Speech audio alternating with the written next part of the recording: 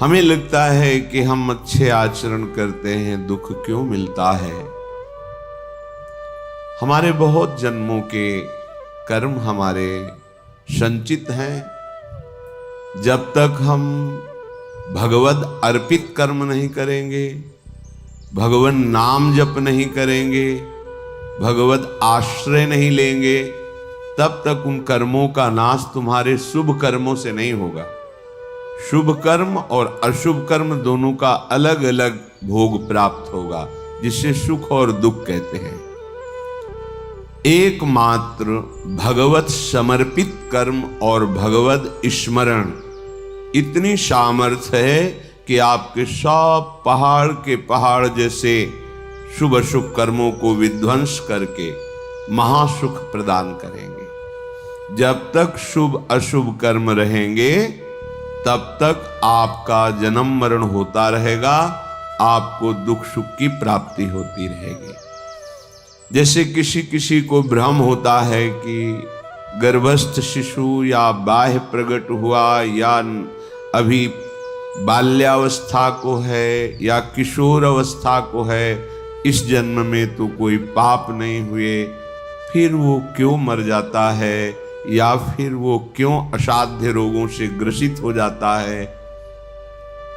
जीव पुरातन है, भगवान का अंश, और उसी ने जिन जिन शरीरों को धारण करके जैसे जैसे कर्म किए हैं वैसा वैसा उसको परिणाम भोगना पड़ता है। पहली बार थोड़ी मनुष्य बना है, शास्त्रों बार बन चुका होगा। जैसे प्रश्न उठता है कि 84 लाख योनियों में एक योनि है जिसमें कर्म नवीन किया जा सकता है, तो अभी तो वो मनुष्य योनि में है, पीछे क्या ऐसे कर्म किए। तो आप जानते हैं ये कितने करोड़ बार मनुष्य बन चुका है? नहीं जानते। अल्पज्ञ होने के कारण आप प्रश्न कर देते हैं कि मनुष्य योनि तो 84 लाख योनियों में एक बार ही मिलती है और अभी वो मनुष्य बना है, कोई नवीन कर्म किया नहीं, ना शुभ ना अशुभ, फिर उसे दंड क्यों मिल रहा है? क्योंकि अन्य योनियों में किए हुए कर्मों का परिणाम मनुष्य योनि में नहीं भोगना पड़ता। जैसे पशु है, पक्षी है, वो तो प्रारब्ध के अधीन होता है, नवीन कर्म कर ही नहीं सकता। फिर ये परिणाम किसका भोग रहा है? जो अभी अभी नवीन अवस्था को प्राप्त हुआ है मनुष्य शरीर में। तो आप अल्पज्ञ हैं, आप पीछे के जन्म नहीं देख पा रहे कि आप करोड़ों बार मनुष्य बने हैं। हर बार आपने वासना की फिसलन में फिसल करके अशुभ कर्म किए और भगवान को प्राप्त होने वाले भगवत प्रीत्यर्थ कर्म नहीं किए, भजन नहीं किया। अनादिकाल से भटकते चले आ रहे हैं। ये क्यों म्यों छोड़ करके यदि शास्त्र और संतों की बात मान लें तो आपका ये जन्म सब कर्म संस्कारों को मिटाकर परम पावन भगवान के चरणों की प्रीति प्रदान कर दे। वही योग योग है, वही ज्ञान ज्ञान है, वही धर्म धर्म है, जिससे भगवान के चरणों में प्रीति हो जाए। वो कर्म धर्म योग ज्ञान किस काम का, जो भगवान के नाम में प्रेम न हो, उनके रूप में प्रेम न हो, उनके श्री चरणों की भक्ति ना हो हृदय में। बड़े बड़े महापुरुष योगींद्र मुनींद्र भी जिनके चरणों का यश गाते हैं, चरणों की आराधना करते हैं, वो प्रभु है।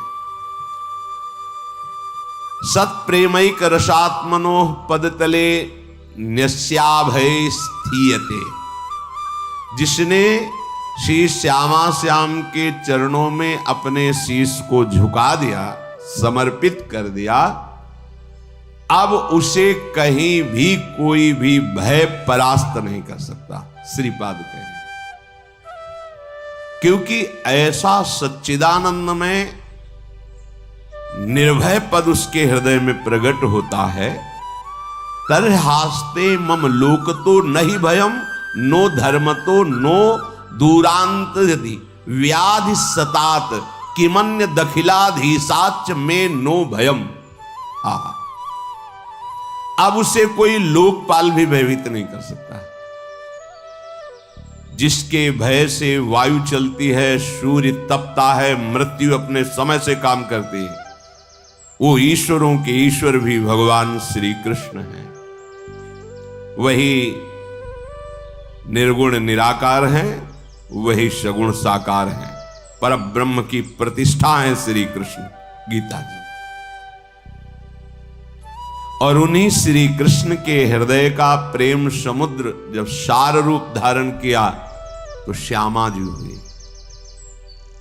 ऐसे श्यामा श्याम के चरणों की शरणागति जिसने वृंदावन धाम में आकर के रसिकों का संग करके प्राप्त कर ली, उसकी ऐसी स्थिति हो जाती है कि लोकपालों का भी कोई भय नहीं रहता।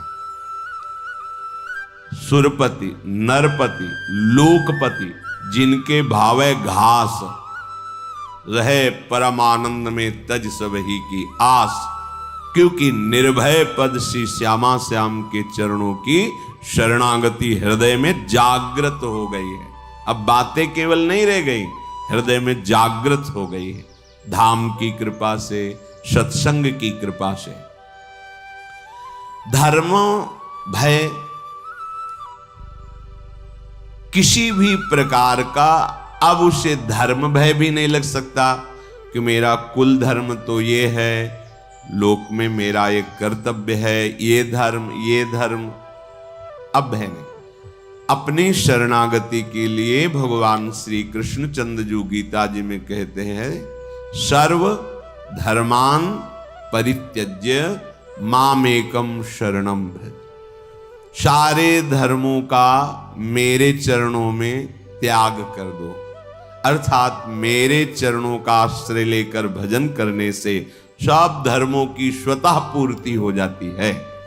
जैसे समुद्र में स्नान करने पर नर्मदा, गंगा, यमुना, जितनी नदियां हैं सबका अवगाहन हो गया, क्योंकि सब नदियां अंततः समुद्र में ही विलीन होती हैं। ऐसे ही सारे धर्मों का अंततः विश्राम स्थल परम धर्म भगवान श्री कृष्ण के चरणों की शरणागति आराधना है। सर्वधर्मान परित्यज्य मामेकम शरणम व्रज। और यहां वही एक रसोया परमानंद एक द्विधा सदा श्री राधा कृष्ण रूपाभ्याम तस्यै तस्मै नमो नमः। वही एक सच्चिदानंद प्रेम रस में डुबोने के लिए युगल रूप धारण करके रसिकों को परमानंद प्रेमानंद प्रदान करता। तो जिसने श्यामा श्याम के चरणों का दृढ़ता पूर्वक आश्रय ले लिया तो बोले उसको लोकपाल भी भय नहीं प्रदान कर सकते। जैसे यमराज ये भी लोकपाल हैं, वरुण ये भी लोकपाल हैं, अग्नि ये भी लोकपाल हैं, वायु ये भी ये बड़े बड़े जो लोकपाल हैं ये भी भय प्रदान नहीं कर सकते। अब उसे कोई धर्म भयभीत नहीं कर सकता कि हमारा ये जाति धर्म कुल धर्म ऐसा ऐसा। सब धर्मों की पूर्ति भगवान श्री कृष्ण के चरणों में है। इसीलिए गोकर्ण जी ने अपने पिता को जब उन्होंने हाथ जोड़कर कहा, बेटा मैं तो मोह में फंसकर पुत्र प्राप्ति को ही सर्वस्व समझता था, लेकिन इस धुंधकारी के द्वारा की हुई अत्याचार से आज समझ में आया कि ये ठीक नहीं है मोह। अब कैसे त्यागूं, कैसे भगवान को रिझाऊं? तो उन्होंने कहा धर्मम भजस्व सततम, सतत धर्म का ही भजन करना चाहिए। तो उनका वो तो कर रहा था, बोले नहीं अभी लोक धर्म का पालन कर रहे थे, परम धर्म का नहीं। इसलिए आगे लिखा त्यज लोक धर्मान, लोक धर्म का त्याग करो, परम धर्म भागवत धर्म प्रेम धर्म का भजन करो।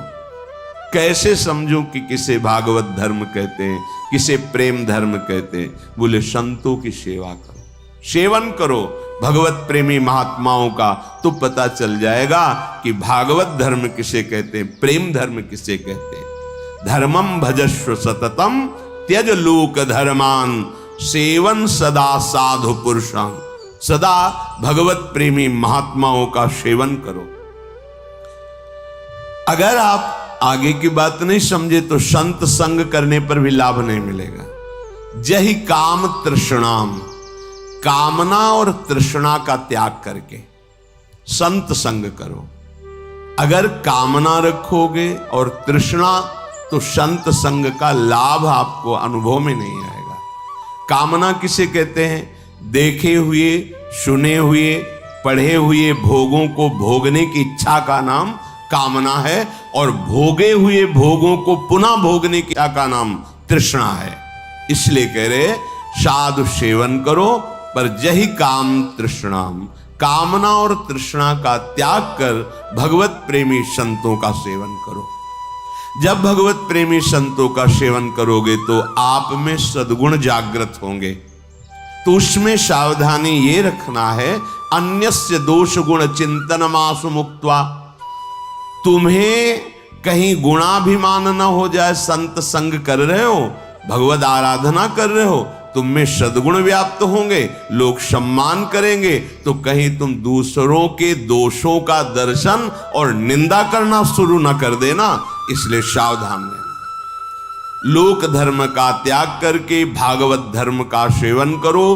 भागवत धर्म का परिचय भगवत प्रेमी महात्माओं के संग से होता है। संग का रंग कामना और तृष्णा के त्याग से चढ़ता है, और उस रंग को संभाल सके इसलिए अन्यस्य दोष गुण चिंतन मास मुक्त्वा, दूसरे के गुण दोष का चिंतन त्याग कर दे। हमारे पास समय ही न बचे अपने भगवत चिंतन से। कभी नाम, कभी गुण, कभी लीला, कभी रूप, कभी धाम, कभी सेवा, हमारा सारा समय इसी अभ्यास में जाए। अन्यस्य दोष गुण चिंतन का तब हमें अवसर मिलता है जब हम प्राप्त दिनचर्या का प्रमाद के कारण त्याग करते हैं। अगर भगवत प्रदत्त, गुरु प्रदत्त दिनचर्या का हम ईमानदारी से पालन करें तो हमारे पास समय ही नहीं है किसी के गुण दोष देखने का। इसलिए कह रहे अन्यस्य दोष गुण चिंतन मास मुक्त्वा सेवा कथा रसमहो नितराम पिबत्वम, भगवान की लीला चरित्रों का गायन, श्रवण और प्रभु के श्री अंग की सेवा। अपनी कुटिया में ठाकुर जी को विराजमान जो किए हैं वो साक्षात हैं, ऐसी भावना से उनकी सेवा में रत रहना। तो यदि आप श्यामा श्याम के चरणों की शरणागति ले ली तो अब आपको धर्म का भी भय नहीं करना कि मेरा कुल धर्म, मेरे कुल देवता, मैं एक पिता हूं, मेरा ये कर्तव्य, मैं एक पुत्र हूं, ये सब कर्तव्यों की पूर्ति स्वतः हो जाएगी जब आप भगवान के आश्रित हो जाओगे। तो इसका मतलब ये सब नहीं करना चाहिए, नहीं, अंतर्भाव नहीं समझ पाए। जब आप भगवान की शरण में होगे तो आपकी बुद्धि इतनी पवित्र होगी कि आप एक पिता का, एक पुत्र का, एक पति का या एक पत्नी का या अपना ऐसा महान आचरण सद्गुण प्रकाशित करेगा इस शरणागति कि सब आप पर प्रसन्न हो जाएंगे, सब आपको आशीर्वाद देंगे, ऐसे आचरण आपसे होने लगेंगे। पर आपकी रति होगी भगवान के ही चरणों में, प्रभु के नाते से ही सब कर्तव्यों का पालन होगा। तरहास्ते मम लोकतो नहीं भयम नो धर्मतो नो दूरांताधिव्याधि सतात।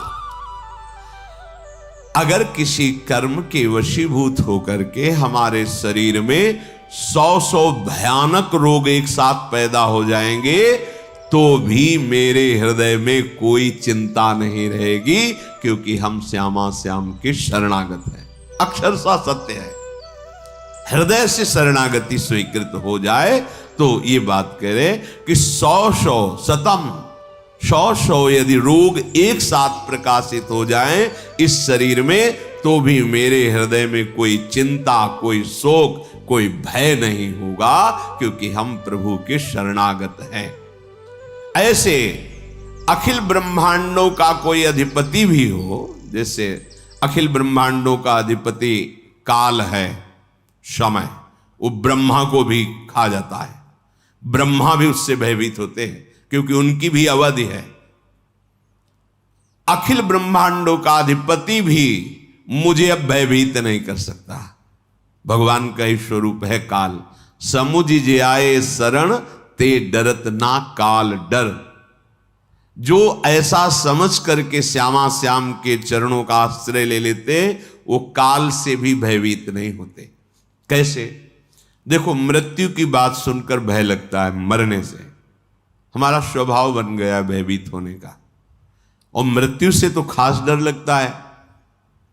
सच्ची मानिए, जो भक्त जन होते हैं, जिनका हृदय प्रभु को समर्पित होता है, उनके मृत्यु का समय ऐसा होता है जैसे विशाल हाथी के गले से रायबेल की माला टूट के गिर जाए। रायबेल जो श्वेत, उसको पता ही नहीं चलेगा कब छूट गया।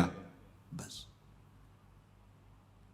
मृत्यु भयावा नहीं, भयावा तब होती है जब हम केवल शरीर में आसक्त है और यहां की सब सामग्री हमने मेहनत के द्वारा पैदा की, और जब छूटने का समय आता है तो सब छूटेगा। जिनसे हमने परिचय बनाया वो छूटेगा, जिसको हमने अपना माना वो छूटेगा। तो अब मिलेगा क्या? अब केवल भय ही भय है। कहां जाऊंगा, कौन मेरा है, क्या होगा, ये सब मेरे तो छूट रहे हैं, अब क्या होगा? अब भय है। अगर आपने श्यामा श्याम के चरणों का आश्रय लेकर सबकी सेवा की है, तो मूल में श्यामा श्याम है, तो शरीर छूटने की बात आने पर यह बात आएगी, श्यामा श्याम है ना, हमें जाना तो उन्हीं के पास है ना। आप देख लो, वास्तविक हृदय में जब शरणागति आएगी तो मृत्यु का भय भी जाने लगता है। मरने का मतलब है अपने प्रीतम के समीप नित्य निरंतर सानिध्य में रहना। कितना आनंद का विषय। हम जिसे प्यार करते हैं, अब उसे ध्यान में नहीं, अब वो प्रगट में मुझे उनके समीप रहने को मिलेगा, ऐसा भाव। मरने से सब जग डरा, मेरो मन आनंद, कब मरी हो कब भेटी हो, पूर्ण परमानंद। तो कह रहे हैं उसे सर्व ब्रह्मांड अधिपति काल से भी भय नहीं होता। जिए काल बस ना परे। वो जीता है श्यामा श्याम में, काल के अधीन होकर नहीं जीता, क्योंकि वो श्यामा श्याम का शरणागत। तो ये तो भाई उनकी बात हुई जो वृंदावन आश्रित होकर श्यामा श्याम की तन्मयता पूर्वक उपासना कर रहे, रोज सत्संग सुन रहे, रसिकों का संग। पर हम तो दूर से आए हैं, आज ही रुकेंगे फिर चले जाएंगे, और घर गृहस्थी में इतना भजन साधन तो बनता नहीं। वहां तो सुन लिया, पर आचरण और वायुमंडल का प्रभाव हमें ऐसी स्थिति में तो रहने नहीं देता कि 100 व्याधि हो जाए, मुझे कोई चिंता ना हो, मुझे किसी धर्म की परवाह नहीं, लोकांतर के अधिपतियों का कोई डर नहीं। ऐसा तो नहीं है ना। तो हमारे लिए क्या है? तो श्रीपाद कह रहे, यत् पुष्पम घ्रातवन्तः, धन्य है, सकृदपि पवनम वा स्पृशन्तः स्वरूपम, लोकम वा लोकयन्तः, कमपि नतिकृतः कर्हिचिद् यद्दिशेऽपि, यन्नामाप्येक बारं शुभमभिदधतः कीकटादौ च मृत्वा, प्राप्स्यन्ते वाञ्जसा तन्मुनिवर महितम धाम ये केचिदेव। आहा, ये धाम देगा आपको।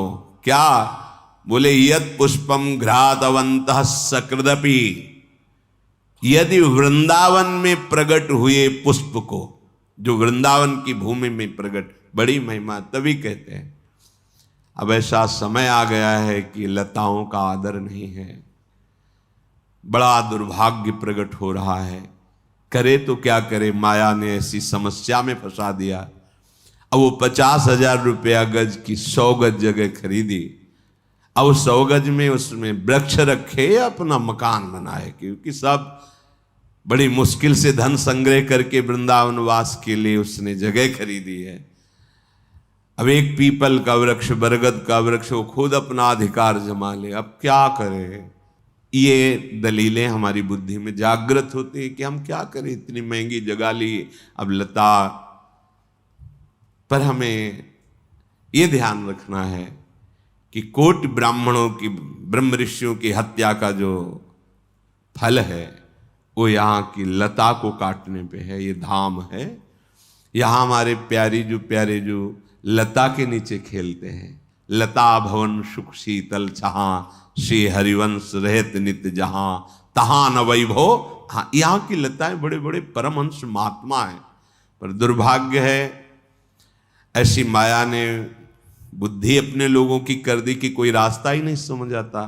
अब जगह खरीदे तो उसमें लता रहने नहीं देंगे, लता नहीं रहेगी तो वहाँ बिल्डिंग बनाओगे तो भजन नहीं रहेगा, क्योंकि अपराध तो पहले ही कर दिया। महान वृक्षों का हनन वृंदावन के रसिकों ने देखा है कि ये लताएं समर्थ हैं प्रिया प्रीतम के प्रेम रस प्रदान। श्री बिहारिन देव जी महाराज स्वामी हरदास जी की कृपा पात्र जन कह रहे हैं कि प्रेम पदार्थ अति दूर है बिन से रज रूख, बिना लता का सेवन के, रज का सेवन के यहां का प्रेम नहीं समझ। जैसे बाहर से लोग बोलते थे ना, क्या क्या ये सब प्रेम क्या